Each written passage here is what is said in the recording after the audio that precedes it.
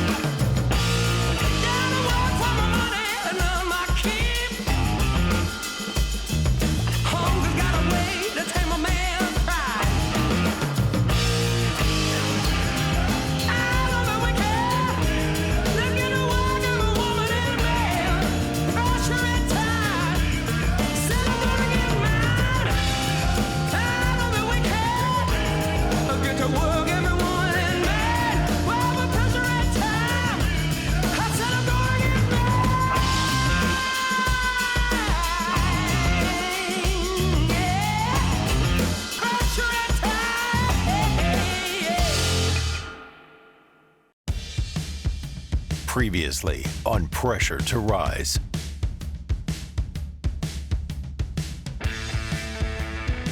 oh, it's a party in here. Let's go. Even like this one, look at that yellow and the black light. Rock, paper, scissors, shoot. It's a 1-1. Yeah. Rock, paper, scissors, shoot. Rock, paper, scissors, shoot. It only took one weekend for Danilo Petrucci and HSBK Ducati to show the rest of the grid and the defending champion Jake Gagne that he may be the one to beat. On his fourth lap in MotoAmerica, Petrucci takes over the lead.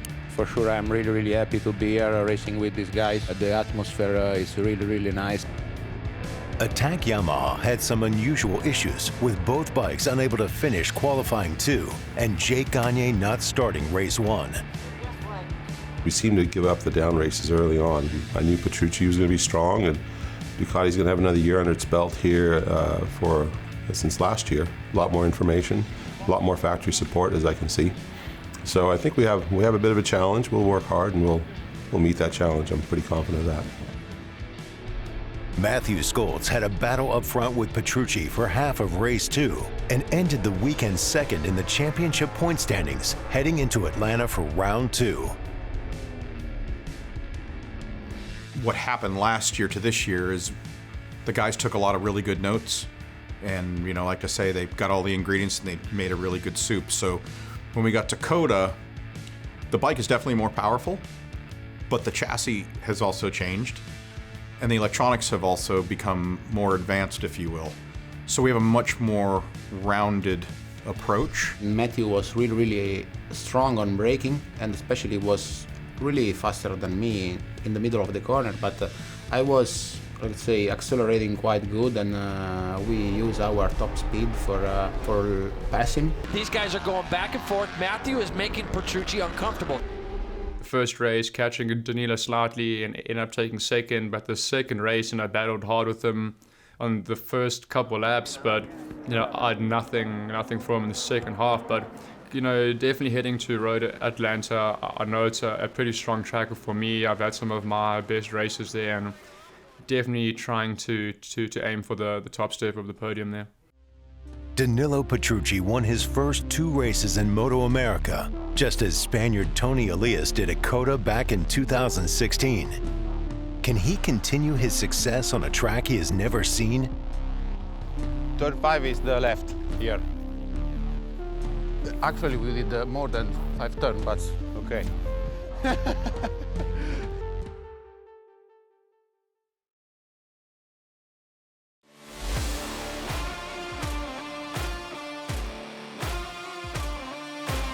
HSBK Ducati New York is feeling good after the 2 race wins in Texas.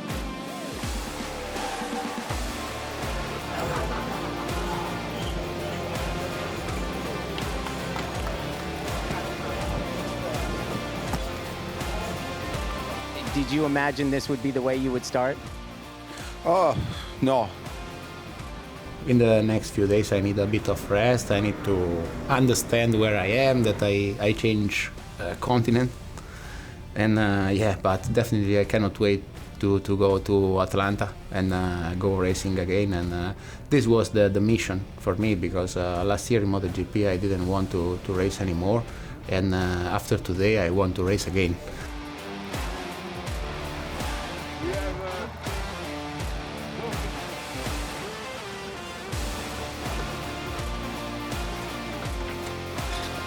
For Danilo Petrucci, the learning curve is steep, while everything is still new to him.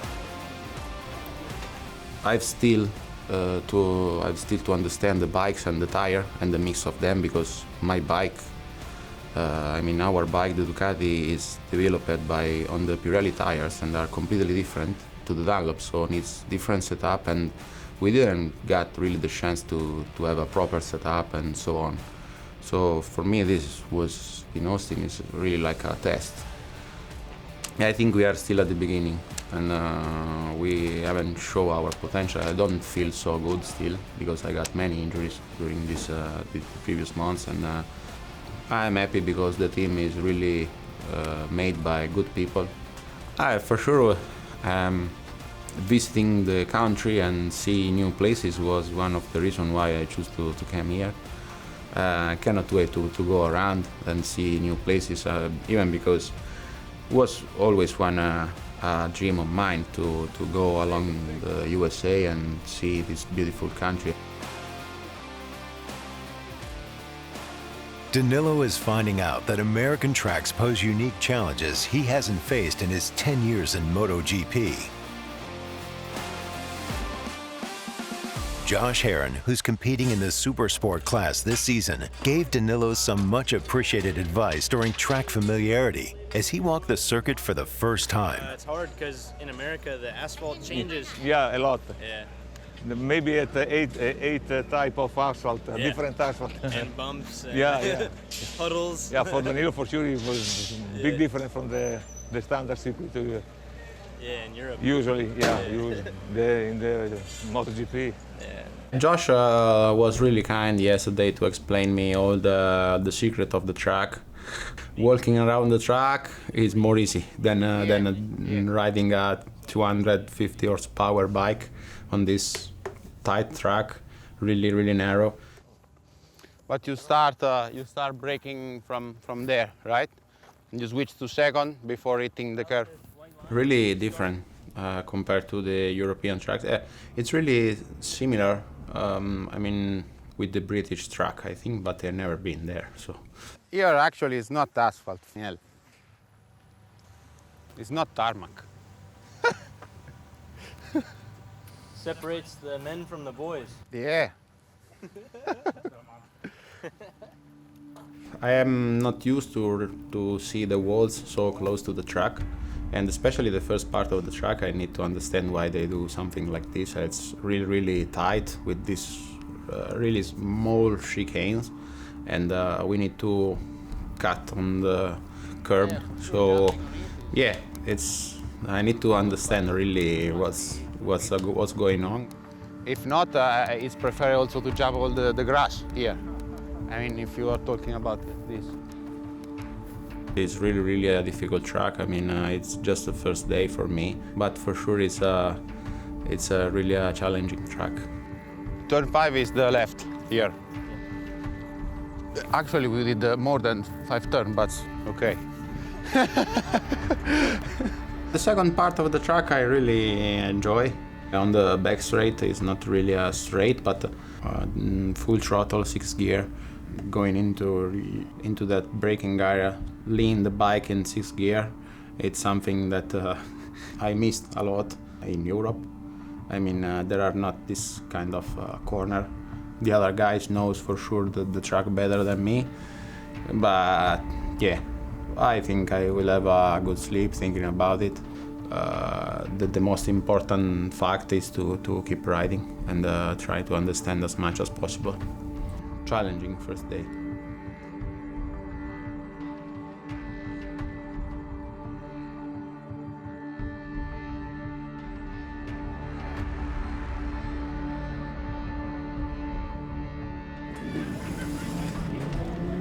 On Friday morning, Danilo takes his first laps and is not feeling comfortable. La frenata come ti sembra? L'ultima parte tende sempre, non è che la sento tanto insistire, cioè freno va bene, però lì sì che erano i primi giri, però Schultz mi ha dato una fumata giù alla frenata. Non ci guardare mica, cioè loro hanno tutti i riferimenti, lascia stare. No, io ancora non riesco a capire come farla, lì più che altro lì la sento abbastanza, lì di sesta dobbiamo lavorarci perché lì anzi la sento un po' bassa dietro e il davanti non riesco a tutto gas, non riesco a piegarla. Ok. Comunque io vedendo questa staccata qua, dai primi giri all'ultimo hai fatto un salto enorme, hai fatto. Sì, e poi questa ancora non l'ho capita per niente. Loro stanno tutti quanti a sinistra, tutti, quando hanno la pista libera, stanno tutti a sinistra, poi si buttano giù. Tu invece stai un po' più verso, non nel centro, però un pochino più spostato. Sì. Forse riescono a evitare un po' di più la buca che c'è. Ancora non ho capito bene come devo frenare, freno sempre troppo. While Danilo is learning as he goes, Cameron Peterson makes what he called a rookie mistake and crashes out of practice 1. I was feeling really good and came into the pits to just make a couple changes with the electronics and went back out, and I felt like I was turning in early into turn 1, so I gave myself a little bit of room to turn a little bit later, and I just hit the bump on the entrance there. That bump's notorious for catching people out, and it got me this weekend. But I hate taking a squashed motorcycle back to the team, but it's one of those things that happens. I could see the wall coming up pretty quick, so when I knew I wasn't going to save it, I disconnected from the bike, and honestly, the way I spun, it kind of like spun me backwards, so I was just waiting for an impact, and I was directly behind my bike, so I was expecting the bike to hit the wall and then I was going to hit the bike or something like that, and stood up, looked around a little bit, couldn't see the bike. It was only till when I got around the fence I saw it parked up on its wheels. Yeah, I think there was a little bit of misunderstanding. He had to get off and he thought he hurt his hand, so he went to medical and had it looked at to make sure there's nothing serious, and they said, oh, you have to have x-rays, and then there was some misunderstanding about which doctor can clear him. Dr. Jim with MotoAmerica cleared him, but then the track doctor said, no, you need to get x-rays. After he told me that as long as Jim clears him, he's good to go. So I don't know what happened between when I talked to him and when they sent Cam off to get x-rays. Results of the x-ray, nothing broken, nothing major, just a little tendon stuff, but you know, I can go race, nothing major. Bummer I missed out on a whole another 40-minute session. You know, tomorrow's only 30 minutes, so that sucks, but I know the crew that we have, and we're going to be just fine, and I think we'll be in the battle. A familiar face jumps on board to pilot one of the new BMWs for Tytler's Cycle Racing. More from Road Atlanta, next. Just learning a bike in and of itself is a lot to take in one day. And you couple that with a race weekend and another whole race program, it's a lot. 1 minute.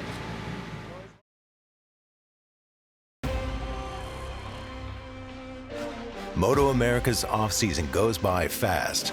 A team that came together late, shortly before the season kicked off, is showing early signs of progress.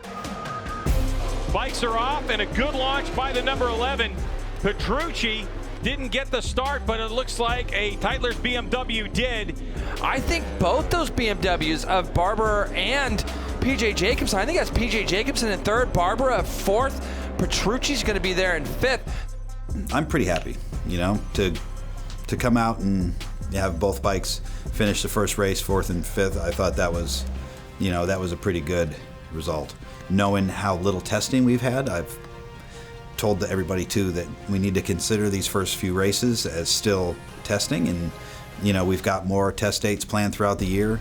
In COTA we working about the setups, or also I know the team or the people or the crew chief or the bike, everything is new.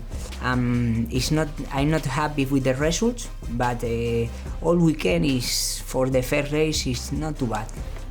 When this whole thing was coming together, I needed to get myself back in shape and really, go for it, because this might be my last opportunity. I mean, I'm 28 years old, but, I just know that you don't get many chances in the motorcycle sport. It's very cutthroat.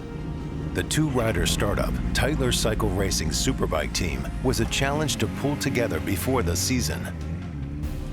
A friend of mine put me in contact with Michael Kiley, who said he wanted to start a race team. And originally I said no. And then they called me back again and said, well, here's what we're thinking. And I said no. And then he was persistent, and eventually I said yes. So around the first of the year, we decided to, set things in motion, and had some meetings with Alpha Racing in Germany. Working with Alpha Racing has been very helpful for us. They've been a partner of BMW Motorsport for many years. They've definitely been a big help, because the initial bikes that we got were, completely built by them. They come with a package that they say is maybe 85-90% finished, and then, to match with MotoAmerica's rules, we had to change their specification a little bit, and we're working with them to help improve their product as well. So, if I need something, I'm not necessarily on my own as far as making it. I say, listen guys, we need to come up with different inserts for the steering head. Yeah, okay, we can make that, and maybe we'll have it by the next race. Got a call from PJ Jacobson and Barry, his manager, about coming in and working with PJ again this year. And I've worked with PJ in the past, and I love the kid, so it was awfully hard to turn it down. So it drug me back in again. So the whole thing, from my perspective, came together pretty late. And we got the bikes pretty late, so we were behind on testing and all of the normal problems that startup teams tend to have. But I would say, considering the shortage of testing we've had and all of the typical new startup team problems, we're in a pretty good spot already. I mean, I thought we showed at COTA that both sides of the team were pretty competitive on the superbikes already. For our first outing, we were pretty close to the front, I thought. The team is now facing another challenge on the first day at Road Atlanta. PJ Jacobson is unable to ride, so they reached out to a Superbike veteran who isn't competing in the Superbike class this season. On Wednesday before, PJ had said that he was not feeling well. I felt like I'm starting to get better, but maybe I can be ready to ride. Thursday afternoon, I call him up, say, hey, what's the plan? I'm still kind of sick. So then I'm like, oh, I got to try and find somebody. And there are a couple of guys floating around the paddock that have Superbike licenses and aren't already entered in Superbike. I originally had spoken with Bobby Fong, because I've worked with him in the past, but he had to get clearance from his boss at Alpine Stars to ride, and it was kind of the 11th hour. I was worried to wait any longer. So we talked to Kyle. Kyle said, let me check with Harley, and I knew previously that Kyle's deal allowed him to ride other things. So we came to a deal very late on Thursday night to put Kyle Wyman on the bike. Truth be told, I reluctantly said yes, because I was just so nervous about, the Harley weekend and how much those guys put into this Bagger Championship and the amount of work they've done to get just to this point in this race. And I said yes, and to be honest, 10 minutes later, I was absolutely freaking out. So doing anything bad? Yeah, I need something in the front. Okay. It's still kind of jumping all over stuff. Okay. On the brakes, off the brakes, He was a little bit of a deer in headlights yesterday, trying to bounce back and forth. He seems a little bit calmer with it today, so we're hoping in the race, if he can get a good race under his belt today, that will be fairly competitive tomorrow. So, talk to me about the front a little more. It feels like it's always jumping. It's every movement's like too harsh. Okay. Like it feels like it's not soaking stuff up. Like I need it to be more compliant just everywhere. Okay. And like I can't feel the spring that much. Okay. I know that sounds strange, but like. Does it feel like you're riding on too much valving when you say you can't feel the spring? I think so, yeah. Okay.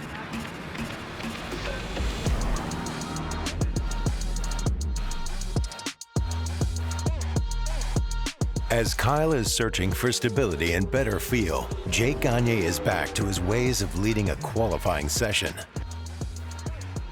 The more I focus on making sure I'm not too aggressive, like try not to start it reacting too soon. Yeah. Not pitchy too much, not too much throttle. Okay, so we're gonna throw some rubber at it. We got 20 minutes left if you want to sit down and have a drink and drink. Cocktails? Cocktails?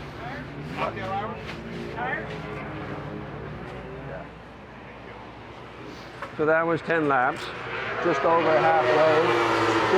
halfway. Yeah. And your lap time was better. Yeah, like, So. and it happened a lot easier. I know it's probably only small, but like just rolling on the gas, I could tell, okay, I'm driving forward a little better. Okay, good.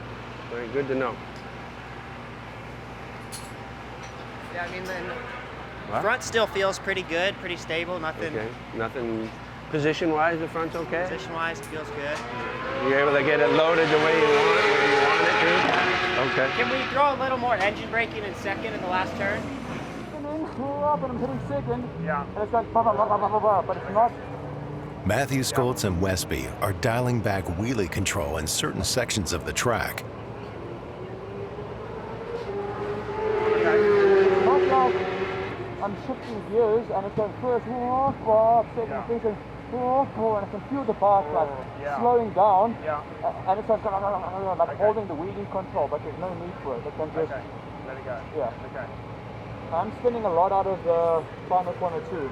I'm getting a little bit of chatter in the first corner now when I release the brake. But It feels like there's wheelie control pulling it down. It doesn't need it, so we can free up second gear out of second.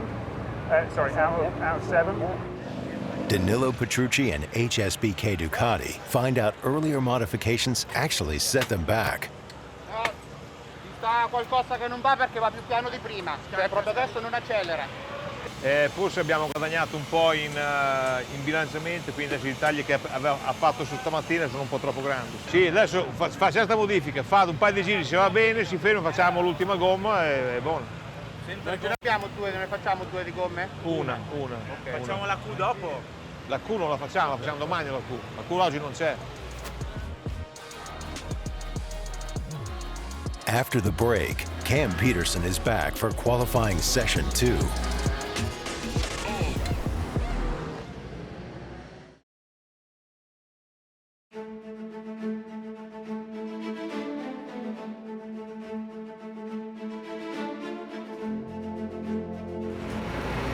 So, f it, let's just go have fun, see how it goes. I like the middle split already. I like the middle split. Gli altri come tiravano sul passo? Più piano di noi. Più piano di noi. Like how he had to add torque back in third is hurting me down the S's. You okay? Yeah. Coming into Q2 on Saturday has Jake Gagne with provisional pole. Skoltz is in P2 and Petrucci in P3. We hadn't set up the bike in any way, shape or form. You know, even in qualifying 2, I did minimal laps to try to save my hand for the race.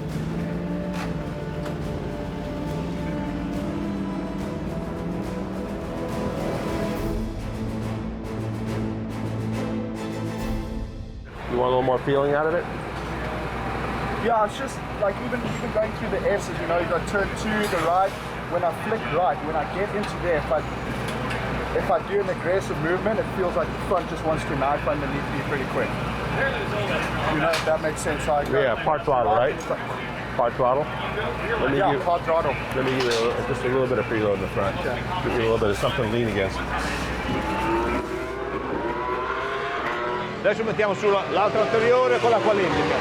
L'anteriore è quella più morbida questa. No, questa era quella dura, questa qui. No, sì, dico questa qui, però mettiamo quella lì.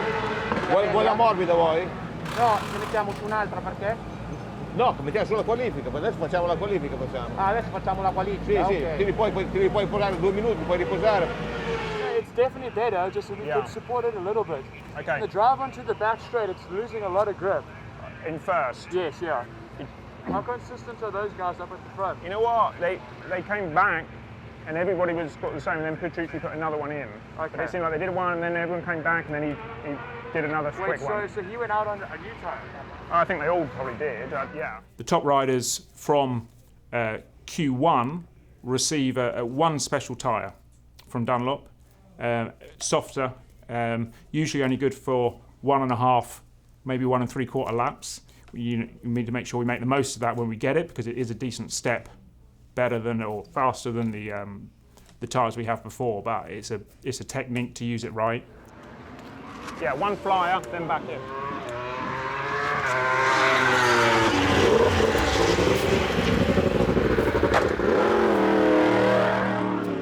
You know, you've got to rely on clear track, and sometimes you just don't get it quite right. This time we didn't, but hopefully at VAR we will.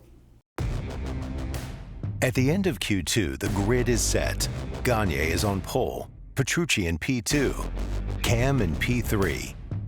Matthew Skoltz, Hector Barbera, and Richie Escalante round out the second row.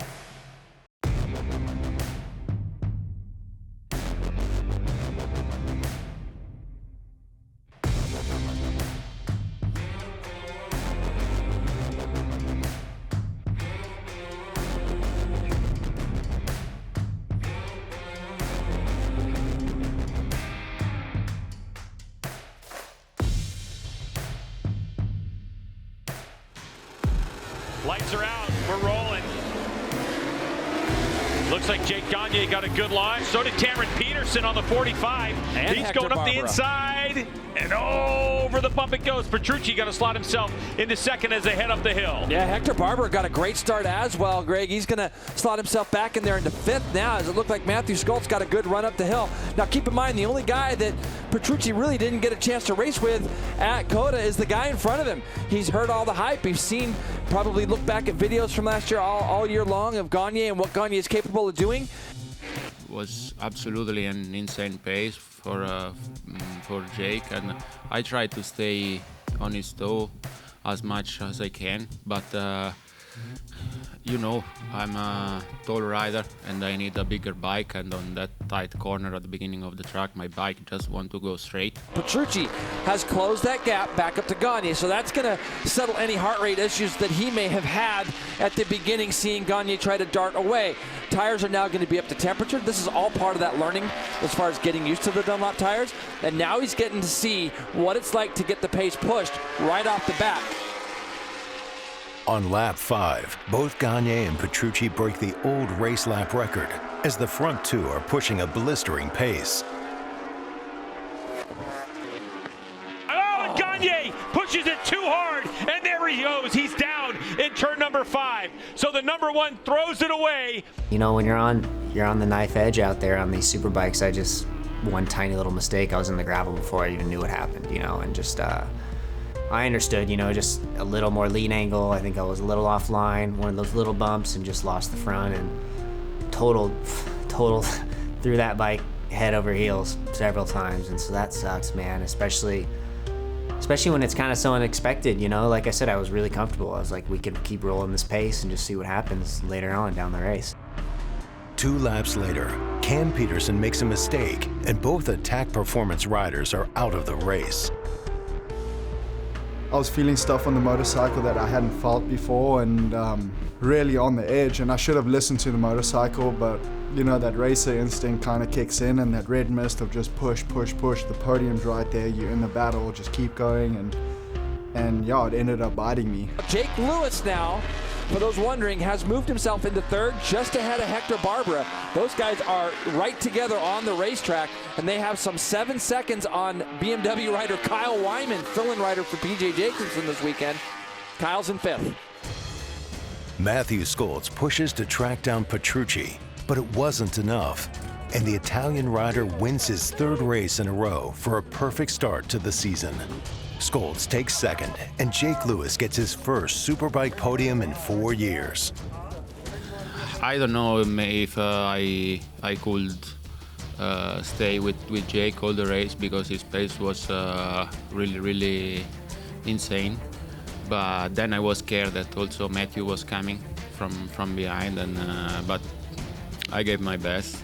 Yeah, the last time I podiumed in Superbike was 2018, which is 4 years ago back in Utah. And overall, I think I've only had 6 or 7 podiums, in my Superbike career, which isn't a lot. The pace is really high at the front, and I feel like we're a little bit closer this weekend, and we just need to keep chipping away. And obviously, the team wants to be up there, and we feel like the bike's capable of it, so it's just trying to extract everything out of it to get up there. I feel like the mid-race pace is pretty good. We just need to maybe sort out the first couple of laps and see if we can be a little bit closer to the front guys there, that I don't have to work so hard and maybe over push to try to catch up. And threw it away.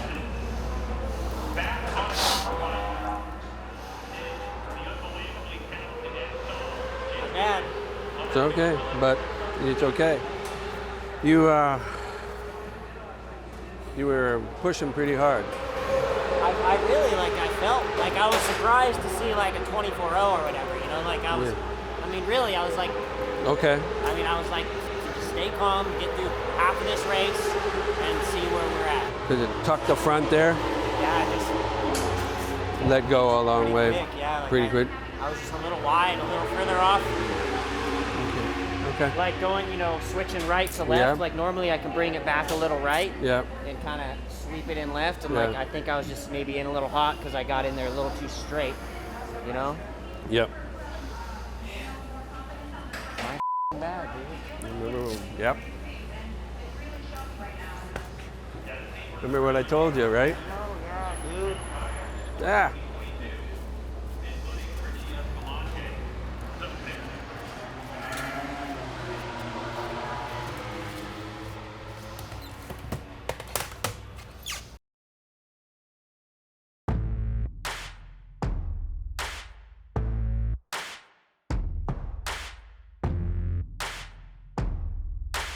The number one plate carries with it a lot of responsibility, and sometimes you get caught up in the idea that you have to do things differently because of the number one plate.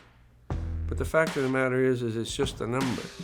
It's just a representation of all of the hard work that you put in to arrive at that place. Embrace it.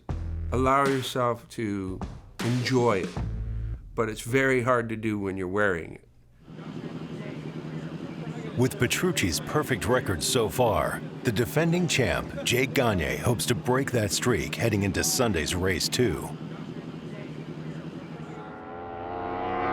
Sunday's warm-up brought a fast crash in an unlikely corner for Matthew Scholz.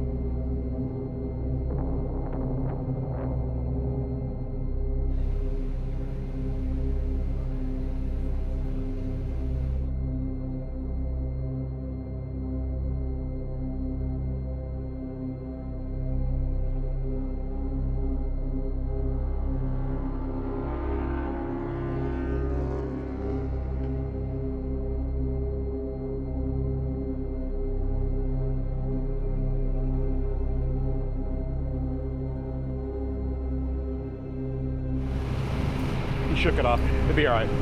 I'm gonna turn my radio off. Once the team sees Matthew is okay, they realize this leaves them on their back foot, having been unable to test the changes they made after race 1. Now it's a matter of assessing the damage and rebuilding before race 2.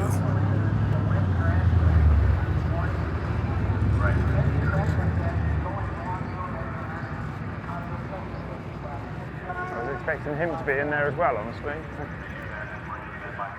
Made changes based on Saturday's race, some front end stuff, and then some electronic stuff to try to help the drive. Matthew did one flying lap.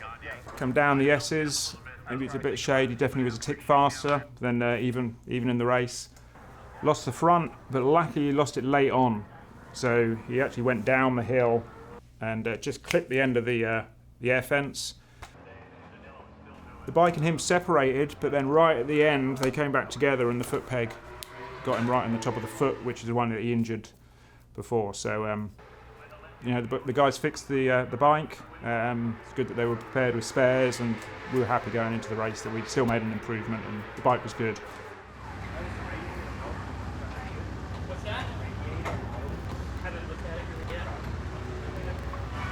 Okay? Yeah. It landed on your foot, didn't it? Yeah, that was the most sore part. It wasn't even a crash, it was the bike falling on me upwards. Yeah. The foot peg on my messed up foot. But I mean, it's okay? fine. Yeah, I mean, it's a little bit sore, but... Yeah. Okay. All right. I don't even know what I did wrong. I mean, I was slightly wider than I should have been, but... It's all good? I mean, it felt good for the lap and a bit I did. Okay. Are you sure your foot's okay? Yeah. Yeah, just make sure you get Ethan on what you need to do, okay? Okay. But be good.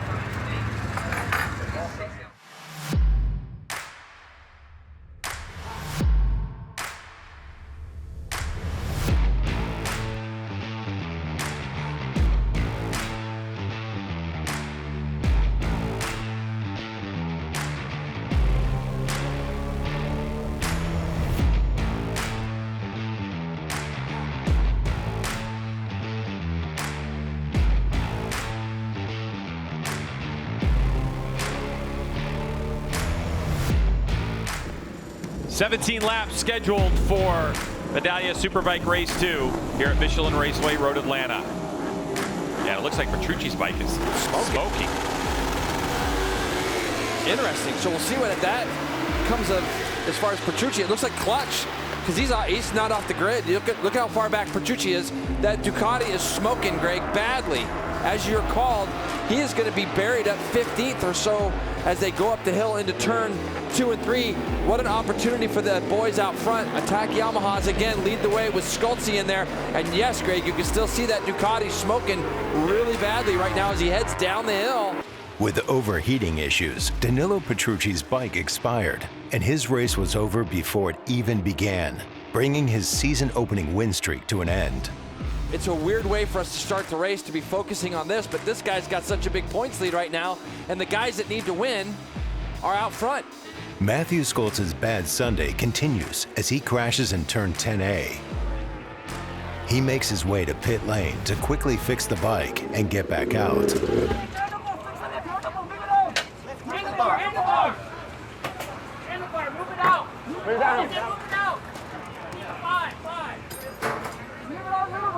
After briefly getting back in the race, Skoltz pulls back into pit lane and retires from race 2.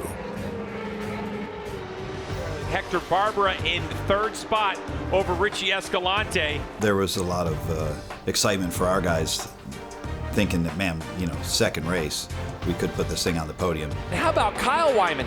Kyle Wyman's just off the back of these guys and taking place for PJ Jacobsen. And here comes your national champion carrying the #1 plate, and he gets to the checkered flag first. What a way to repay his team after a very difficult start to the season. Jake Gagne finally captures his first victory of the season, joined by his teammate Cameron Peterson, who finished in second.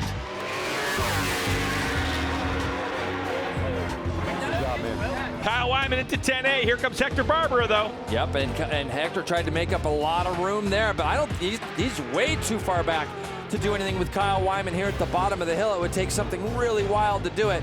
Right now, this team finishing third and fourth would be amazing for them. How about Kyle Wyman? He holds off the advances of his teammate Hector Barbera, and Wyman back on the podium for the Tytler Cycle BMW team. When I got that win today on the Harley, got that redemption for those guys, it was like the weight of the world was off my shoulders. I just went out and rode this afternoon, and man, it's such an amazing feeling to to ride that freely. And this might be the first time on a superbike that I've felt that free from team ownership and just go out and ride, you know? It was great. It was awesome. Woo!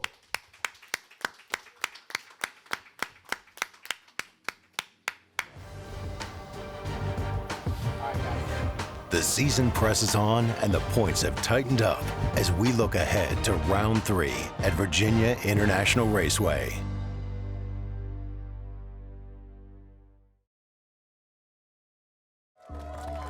After a drama-filled weekend, the championship is wide open and the teams have a few weeks to rest, recharge, and focus on VIR.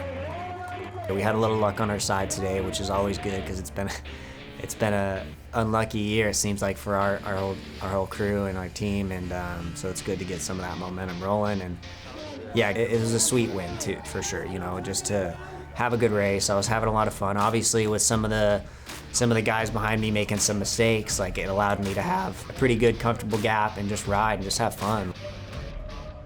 I kind of had this mindset of just bring the bike home no matter what, you know, just bring it home.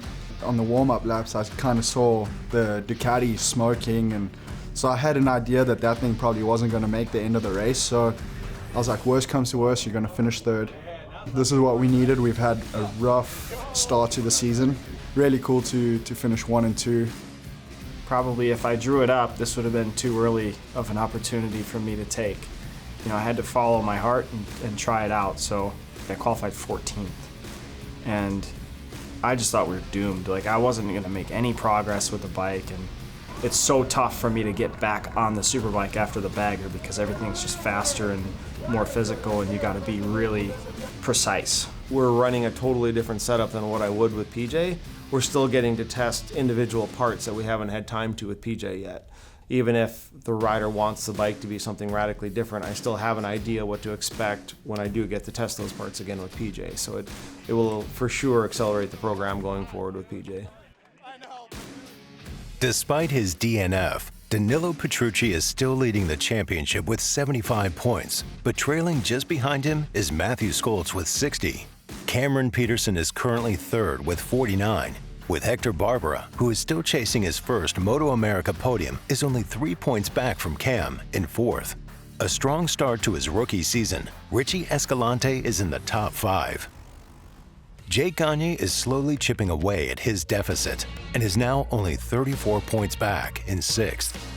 Not only did he win the race, but the two guys that were, the two guys that are at the front of the championship, they had zeros. So all of a sudden it's like, we're in this. Today was disappointing, but the 3 races previous has been really positive, so we just have to learn from what happened and then focus on VIR. We're strong at VIR, we just got to keep pushing. Again, we can't get down, we've got to learn from it, but I think it's going to be a big fight again, so looking forward to it. I don't know what to expect, tell you the truth. I mean, Jake's fast, the Ducati's fast. I mean, Danilo, he's a proven guy coming from MotoGP. I mean, he's basically just a few months ago, he was riding a GP bike at the highest level in the world, and now he's riding with us, so it's going to be interesting. The paddock is buzzing with anticipation for a Petrucci-Gagne showdown. Danilo has had a brief taste of what Jake can do in the first few laps. Can the defending champ reclaim his dominance in Virginia? Will Danilo start another win streak? Or will someone else rise to stake their claim on top of the podium?